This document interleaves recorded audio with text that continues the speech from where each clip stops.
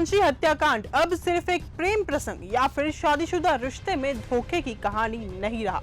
जैसे जैसे पुलिस की जांच गहराती जा रही है, वैसे वैसे इस मर्डर केस के तार एक ऐसे अंधविश्वास से जुड़ते जा रहे हैं जो रोंगटे खड़े कर देते हैं।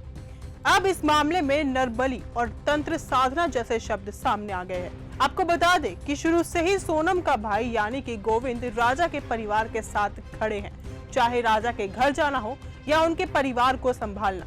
लेकिन असली ट्विस्ट तो तब आया जब राजा के भाई ने एक चौंकाने वाला दावा कर दिया है।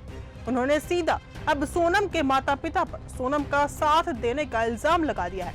उनका कहना है कि सोनम किसी तांत्रिक के प्रभाव में थी और उसी तांत्रिक ने उससे ये यकीन दिला दिया कि अगर वो अपने बीमार पिता को बचाना चाहती है तो उसे नरबलि देनी होगी, और वो बलि राजा की दी गई।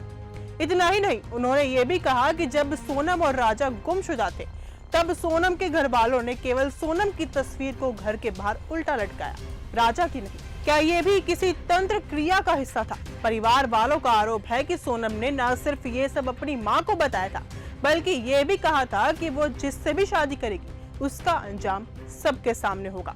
यानी कि क्या राजा की मौत एक सुनियोजित तांत्रिक अनुष्ठान का हिस्सा था? अब ये केस सिर्फ प्यार, धोखा या फिर हत्या का नहीं रहा, ये अब आस्था और अंधविश्वास की उस खौफनाक हद को छू रहा है जहां इंसानी जान एक बलि की तरह देखी जा रही है। जिसके बाद पुलिस भी इसे इस एंगल के साथ जांच कर रही है और सोनम से जुड़े कॉल डिटेल्स, उसके करीबी और यहाँ तक कि जितेंद्र रघुवंशी नाम के एक कथित हवाला कारोबारी की भी जांच चल रही है, जिससे सोनम के संबंध बताए गए थे। तो क्या वाकई राजा की हत्या नहीं, बलि दी गई थी? क्या सोनम सिर्फ एक बहकी हुई प्रेमिका नहीं, बल्कि किसी तांत्रिक के इशारे पर चलती बलिदानी महिला है? और क्या इस पूरे मामले में उसकी मां भी शामिल थी? ये सवाल अब जांच के केंद्र में है।